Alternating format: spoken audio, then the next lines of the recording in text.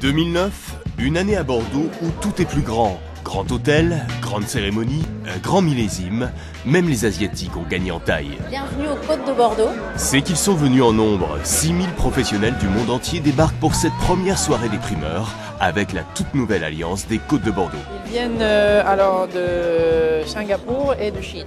C'est très bien et les gens sont très chaleureux aussi.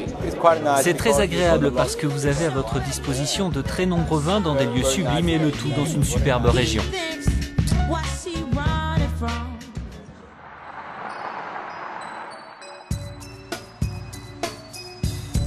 Luxe, volupté, au château de Malray, c'est parti pour déguster les crus bourgeois du Médoc.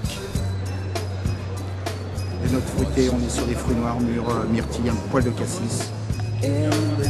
Un rendez-vous que Frank Poot, cet importateur néerlandais, ne manque pour rien au monde depuis 35 ans. Très bon, très bon. Aucune hésitation.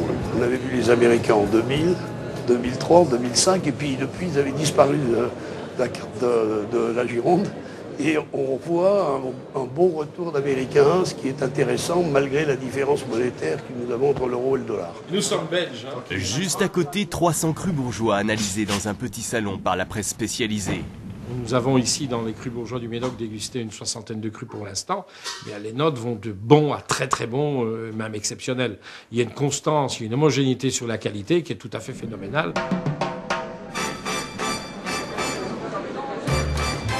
Durant 4 jours, à Smith-au-Lafitte, ce sont 700 professionnels qui viennent pour découvrir les Pessac-Léognan et leurs grands crus classés.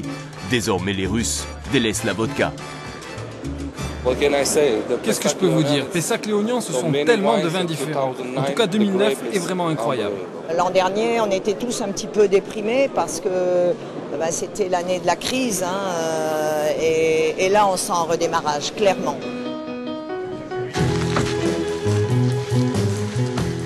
Importateurs, distributeurs, négociants, tous à cheval. Autour de Pierre Lurton, ça se bouscule pour le mythique Cheval Blanc, premier cru classé A de Saint-Émilion. Alors, le 2009 C'est un millésime exceptionnel. Finalement, cette climatologie de septembre avec ces belles nuits fraîches nous ont donné un extraordinaire millésime. On a la complexité de 2005, mais on a surtout le grand classicisme de 98 qui est un millésime que j'adore. Après 23% de baisse des exportations à l'étranger, les anglo-saxons sont bien de retour à Bordeaux, mais encore sous le coup de la crise. En Amérique, on a 10% de chômage. Aussi, les temps sont durs. C'est pourquoi le prix des vins doit rester raisonnable, ou bien les gens feront l'impasse. Aussi bon soit-il, ils diront non.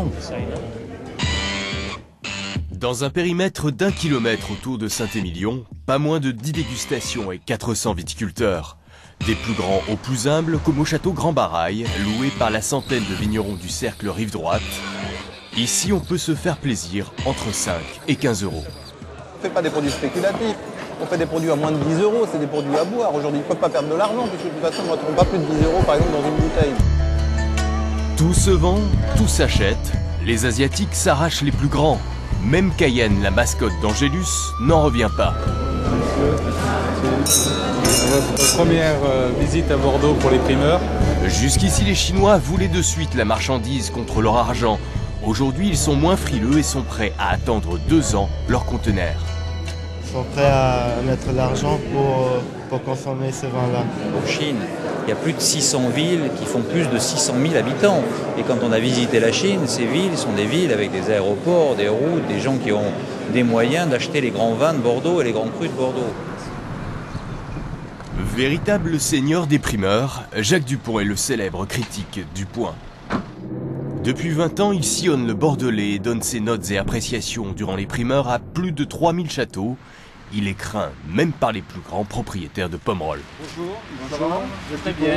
On a toujours un petit peu peur, on a toujours un petit peu d'appréhension puisqu'on va être noté, on attend également son jugement. Vous êtes à combien maintenant?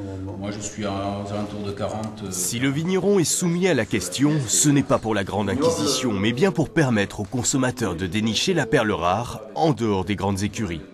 Le moins cher, je crois, cette année, ça doit être 3,10 €. Donc quand on nous dit que Bordeaux est cher, c'est pas toujours le cas. Et on peut les acheter effectivement sur réservation, ce qui fait que il y a une espèce d'excitation à attendre que le vin soit livré. Puis surtout, pour le consommateur, il l'achète moins cher. Et dans cette semaine folle... Bonjour, bienvenue au Château Palfrugent. Il y a ceux qui créent l'événement, le buzz, comme Bernard Magret qui fait découvrir ses 35 châteaux de par le monde à Joël Robuchon, le pape de la cuisine française. Là, c'est l'Argentine.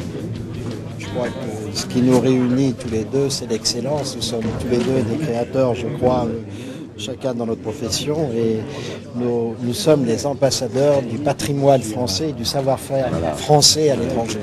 Et bon appétit, bien sûr, c'est Bernard Magret qui régale un parterre d'acheteurs potentiels qui tous attendent avec impatience la facture des primeurs d'ici un mois. Pour nous, c'est toujours une anxiété, surtout avec un millésime aussi énorme, pratiquement jamais vu, où on sent que les spéculations de tous azimuts vont être effectuées. Donc on ne sait pas franchement de quelle manière on sera traité au niveau des prix. Toujours plus d'hôtesses, toujours plus de marches, toujours plus d'arômes, toujours plus haut. On manquerait presque de superlatifs pour Yquem. L'or d'Yquem. Merci. Dans les ors du Grand Théâtre, voilà, c'est ça. Le Star is shining, mais non. Du 89 au 2009, Yquem continue sa légende avec Yannick Aleno, le chef 3 étoiles du Meurice. Je t'ai fait une gelée de bœuf au grain de caviar avec une expression de Miréville. On est en train de faire des mets qui sont là pour sublimer le vin et pas le contraire. Importateurs et négociants n'ont qu'à bien se tenir et nos amis suisses, rapportez les lingots car ce millésime vaut déjà de l'or.